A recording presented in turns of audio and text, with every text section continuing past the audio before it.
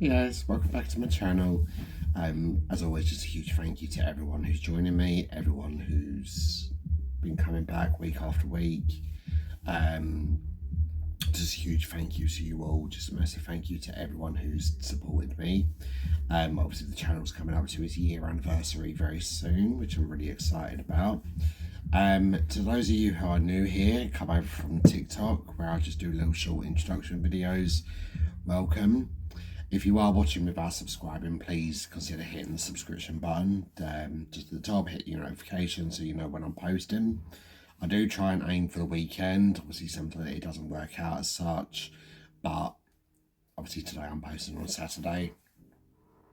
So, with all that said and done, we're going to be delving into the story of Michael Bear Carson, and Suzan Bear Carson. Hoping it's one that you guys are not that familiar with, even though it's come back in the papers fairly recently, within the past few years. It's one that I've only just recently discovered myself. But it drew interest to me because of the themes in the story. So, with all that said and done, I'm just going to get into the story. So, Michael was born as James Carson on November 28th, 1950, and Suzan, she was born as Suzan Barnes, and she was born September 14th, 1941. Now, by 1977, by the time that these two had met, James had already been married and actually had a daughter, and he was living in Phoenix, Arizona. And this is when his wife began to notice some real unusual behaviours. And she grew quite concerned with this and actually left him and divorced him. So James was originally from Oklahoma, and he was said to have been a nonconformist. He was described as a middle-class dropout, described as really bookish, and he took his interest in history, religion, philosophy, and he earned a degree from the University of Iowa. And then this is where he ended up meeting his first wife. Now, after graduating, the pair eventually marry and they have their daughter Jennifer. So he actually, despite his degree, he ended up just being a stay-at-home husband and stay-at-home dad, while his wife was the one that went out to work. While it's not that uncommon today, it was really rare back in the 60s and 70s for couples to do this. It was usually more of a traditional thing. I mean, more women were stepping out into the workforce, but traditionally it was women that stayed at home looking after the children while the men went to work. She became annoyed that he just didn't seem to have any drive. She said that it was a battle to try and get him to get to work, and he would earn extra money this way by staying at home by becoming a pot dealer. So he was dealing weed from the family home. Jennifer, she described him at this time as being real loving and attentive. But eventually, around this time, James begins to grow real unsocial, and he was prone to real angry outbursts. And with the coupling of this and being unwilling to get a job, his wife files for divorce in 1977. The same year, this is when he first meets Suzan, and they have an instant connection. And the first thing that she reportedly said to him was that his name was Michael. She asked him if his name was Michael. He said, "No, my name is James." And she said, "No, you are Michael." She described him as the name coming from an angel, and she described him as an angel from God.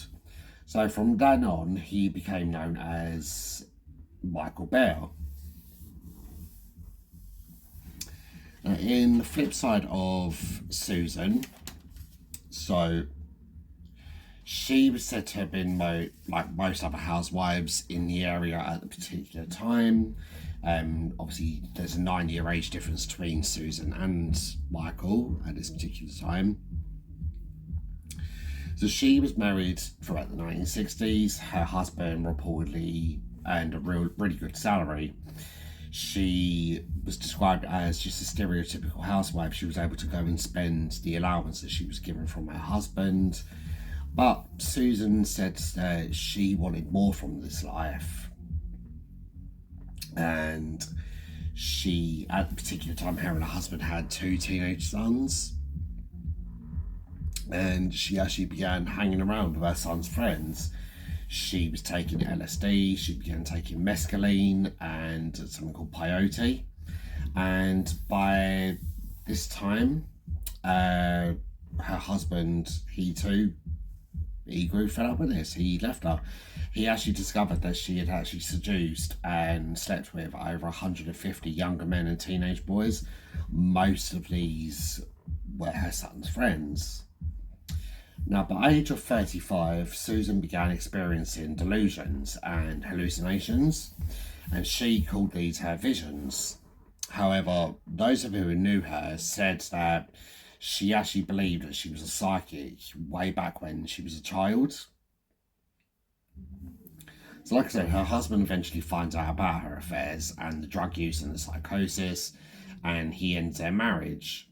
So Suzan, in an attempt to try and reinvent herself, believing that she's some sort of early version of Madonna, I can only assume. Well, obviously Madonna wasn't really relevant at that particular time, but you know where I'm going with that. And she wanted to reinvent herself, so she replaced the second S in her name with a Z. She claimed to have visions of finding a soulmate and a disciple. And this is obviously when she crosses paths with James Carson. So by this time they're both divorced, both separated, both wanting to get on with their lives. So eventually the pair, they go on a tour of Europe. And it's while touring Europe they come to the UK and they actually marry at Stonehenge. And that is just to do with the history of Stonehenge, obviously the witchcraft and whatnot and the mystery around that. And Suzan then, because of her drug and psychosis visions, she begins to develop her own religion. And she said that this was an interpretation of Islam, and she described her and Michael as vegetarian Muslim warriors. One of their biggest beliefs was that to insult a woman was akin and very similar to actual physically assaulting them or sexually assaulting them, and therefore anyone who did this to a woman was deserving of death. They grew paranoid of witches and witchcraft. They believed witches were all around them. They were using their powers to control people, and therefore it was their duty to go and find and kill these witches. So eventually, after traveling around the USA, traveling around Europe, they returned to the USA in early 1980s. They then drift to San Francisco, looking to recruit members to their, what I can only assume is a cult. And they then meet a lady called Karen Barnes, and this is at a party. Now, most people at the party, they were really put off by Suzan and James's behaviour, or Michael's behaviour. They described the couple as hostile and quite weird, quite rude. However, Karen wasn't put off. Now, she was said to have been an open-minded and spiritual individual. And she actually found Suzan and Michael really fascinating. And eventually, within time, the three of them ended up moving into an apartment together. Now, this is when the story starts taking place. So, Karen, she was 23 years old. She basically, obviously, despite the similar name, she was no relation to Suzan. She was an aspiring actress from Georgia, and she had come to San Francisco to follow her dreams. Now, over the time, the couple become convinced that Karen was a witch. she was cursing them. But the truth is that Michael and Suzan wanted Karen to join them in a polyamorous relationship. Karen, despite her open-mindedness and despite her spirituality, she wasn't interested in this. She was still a traditionalist at heart, and she basically said no.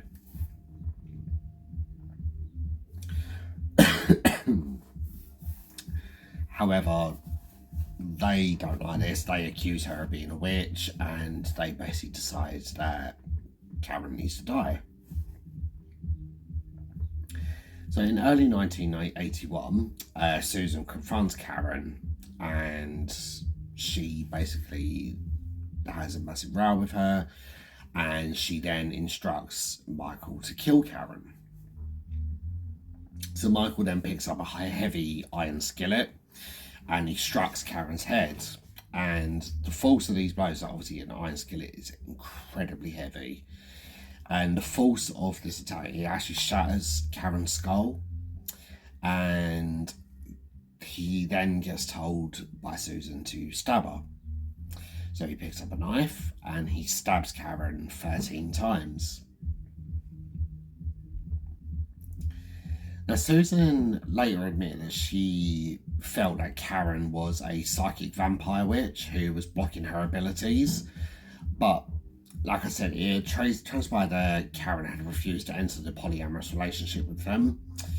She then added that Karen attacked them to Suzan, saying that this was in self-defense. So the couple then go on the run. They leave the apartment, they cover Karen's body with a blanket, and she's eventually found in March of 1981. When police entered the apartment, they found Karen's body obviously still covered. All over the apartment, on the walls, were various different religious symbols, and on one wall, was the name Suzan written. But the police were stunned. They didn't know who they were looking for, because obviously Suzan and Michael were drifters at this particular time. They weren't on any paperwork to do with the flat. It was all in Karen's name. So they have no idea who they're looking for. They just believe that at this particular time Karen was living by herself.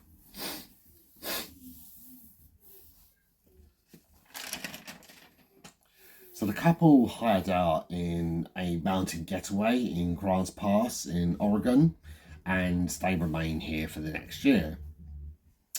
They then move on to a place called Alder Point in California, and they find employment working on a marijuana farm.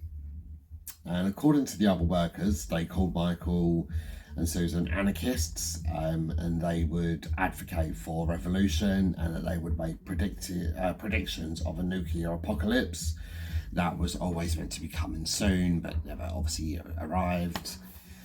And a full year after the death of Karen, so March of 1982, Michael and Suzan have an altercation with another worker on the farm whose name was Clark Stevens.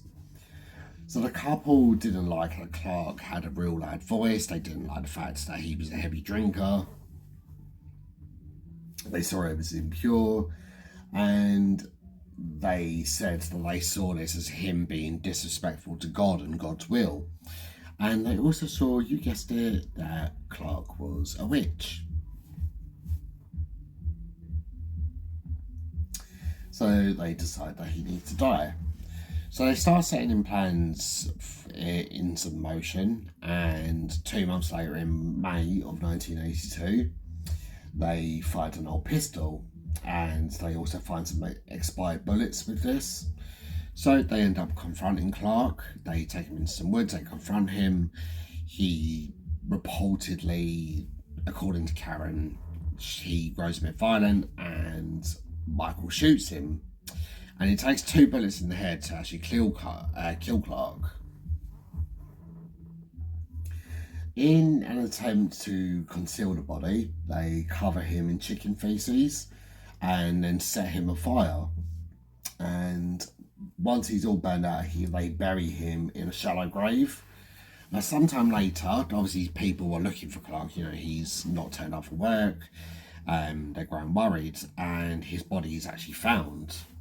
Now, because of negligence caused by Suzan and Michael, they didn't realise that his ID card was buried with him. Somehow it managed to survive the damage of the fire, but the body is positively ID'd as belonging to Clark. But by this time, the Carsons, they were already on the run. They were fully aware. Obviously, the police were fully aware of who they were now, and the police were on the lookout for them. So the Carsons, they resort to drifting. They lie low in any place they could find. They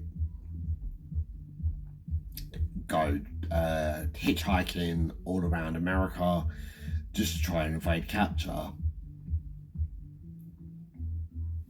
In investigating their room, detectives find a manifesto. This contained details on a planned assassination of Ronald Reagan, who at the time was the president of the USA. So they again identified Ronald Reagan as a witch. Now, in November of 1982, Michael was actually spotted seen hitchhiking in Los Angeles by a former friend. Now, this friend had seen Michael on a police poster, and so he contacts the relevant police force with a description of Michael. And he was actually picked up later on that day by the police. However, due to an admin error, Michael was quickly let go. And this was before the relevant force had a chance to come and speak to him. He did, however, leave behind some evidence, including a mugshot. He left behind an address information book, and even a gun that he was carrying was left behind in a police car. In January 1983, the couple were still hitchhiking, and they're hitchhiking this time near Bakersfield in California. And they were picked up by a 30-year-old man called John Charles Hellier. Now, John was on his way to Santa Rosa, and he pulls over, and they say that they're going to Santa Rosa as well. So I looked it up. I believe it's about around a 300-mile journey, but either way, they go on this journey. Now, during this journey, Suzan claims to have received a divine message that John, you guessed it, was a witch. She relays this message to Michael, who pulls out another gun from his pocket. He aims it at John. John, instinctively, he grabs for the gun. There's a struggle. Luckily, it doesn't go off in the cab. And John is able to pull the truck over to the side of the road and get out of the vehicle. The couple also get out, they follow him, and Michael catches up to John, and there's another struggle. This time, however, Michael manages to push John away and shoots him. And bear in mind, this is on the side of a road. There's people going past either direction. Loads of people are seeing this struggle. Loads of people see John fall down and get shot.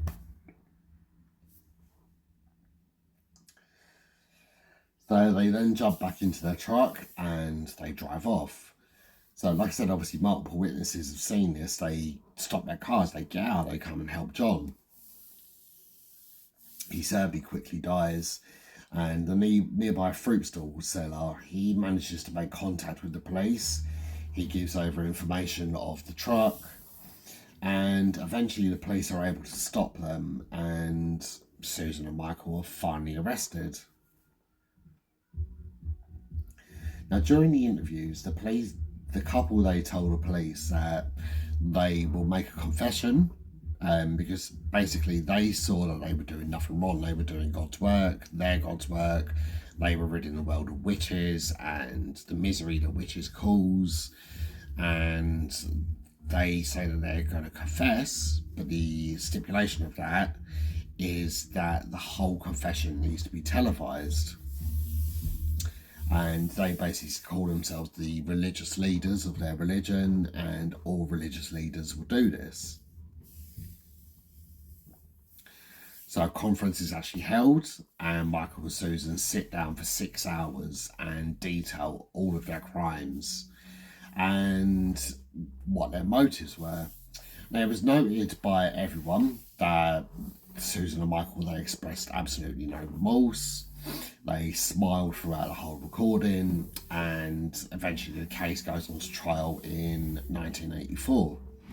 So during the trial, they changed their pleas to not guilty, despite obviously the whole confession on video, the 6-hour tape that they done live on TV. They go not guilty.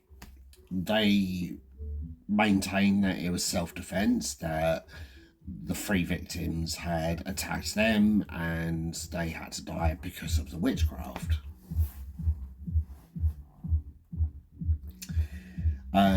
They changed this because they've declared an alliance to God. They had acted on divine orders.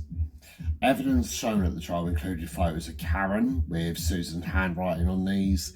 There were kill lists, there were manifestos of Ronald Reagan and Johnny Carson's death, because they believed Johnny Carson was a witch. Michael had also written a letter to a man called Herb Cain, who was a well-known journalist at the time. And in this letter, he said that he had ridden California of its most dangerous witches, and that no one basically cared about this. All they cared about was the deaths of these witches. And the couple then found guilty eventually of the 3 counts of murder. When this verdict was read out, Suzan, she stood up and she becomes absolutely hysterical. She's shouting, "What is my crime? What is my crime? Like, what is my crime for being beautiful? Is it illegal to be beautiful? Is it legal to be an artist?" It's like, no, love, like, you killed 3 people. Like, if being beautiful is an offence, fuck me, like, most of the models that are in the world will be behind bars serving life sentences. So the couple were then given sentences of between 50 to 75 years to serve in prison. So throughout their incarceration, the pair, they maintained that everything they did was for the greater good. They claimed that they were pacifists. They were vegetarian yoga practitioners who had reverted to Islam.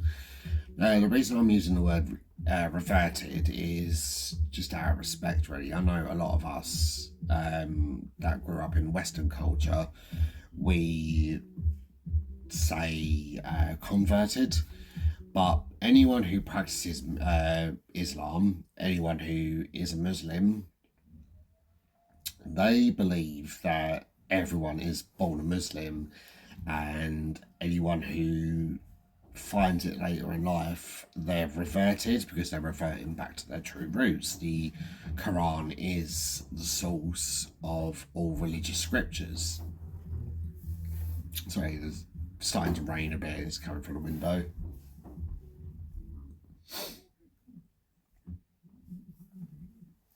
They said that the couple, they said that the victims were draining Suzan of her health and her actual psychic powers. They claimed that Clark Stevens had sexually assaulted her, that John had called her a witch herself and sexually assaulted her. And they maintained that the 3 of them, the 3 victims, Karen, Clark and John, they had all died as an act of Karen and Michael, Suzan and Michael defending themselves. So eventually in 2015, the pair, they come up for parole. Now this is due to a law in California that looks at the sentencing of its elderly population. And so Michael, at this particular time, he was 64. So he declines this, and he's basically maintaining that he's done no wrong, and he wanted to be a martyr to his people. So he declines the chance to appeal his sentence. go up for review and whatnot, so he remains behind bars. Suzan, however, despite maintaining that she's done no wrong, she wants to be free. She believes she's innocent, and finally someone's out there to listen to her. So she's now 75. She put forward her case, and her parole was actually denied. And this was due to the fact of her not accepting her responsibility in the deaths of 3 people. Now, due to this law, the elder parole program, they were again put forward in 2020. This was again denied. Now, Michael and Suzan are not due for another hearing until 2030. And this basically, if they don't succeed this time, now bearing in mind, obviously, the pair are coming up towards their 70s and 80s now. They are meant to be due for release. I don't know why they even put this in, because they're going to be dead before then anyway, you know. But they're apparently due for release in 2059. Karen will be 118. Michael will be 109. They're not going to see that, so I don't understand why they even bothered. Should just put life and left it at life. Like, so in 2020, Michael's daughter, Jennifer, she speaks out about her father's second appeal, and she says that you don't address mass incarceration by releasing the less than 1% of prisoners who are serial killers. My father hunted humans, young, innocent, beautiful victims. He is a predator who would kill again. I oppose my father's parole. And they're also speaking out with the family of John. So it was Diane Winder, who was his sister. She spoke out saying that you don't understand how it feels until it happens to your family. I was in shock. I couldn't believe this could happen. She claimed that he was killed because he had inappropriately touched Suzan. And I don't basically believe this. You know, I believe that she was using this as an excuse. Their legs may have touched in the cab, but that was about it. Like, John wasn't like this. That wasn't John's character. Their brother Danny Hellier, he added that how can there be people like that on this earth that would do something so awful? To me, that is beyond my imagination. So that is where we're going to be ending that story today. I appreciate everyone who's watched. Again, sorry, it's a shorter video than what we're used to, but it's what I'm going to be focusing on at the moment up until the year anniversary. Then we're going to be looking at longer cases. I've got some real good stuff coming up. Just a massive thank you to everyone who has been watching for the past year. Just a huge thank you to everyone who's subscribed so far. Can't do this without you. Really appreciate it. If you can just leave a like, leave a share, and leave a comment. And I will also be reading your comments. So if you just comment any cases that you feel that you want to hear, that you want to watch me talk about, feel free to leave a comment down below. I always read them and I take your suggestions on board. So yeah, just a massive thank you to everyone. Sorry I don't really have much more information on this case. It was kind of difficult getting the information that I could get. But I wanted to try and focus on some cases that are overseas, not just focus on UK cases. So with all that said and done, like I said, just a huge thank you to you all, and I will see you guys real soon for the next true crime story with Silhouette. Take care, and I'll see you soon.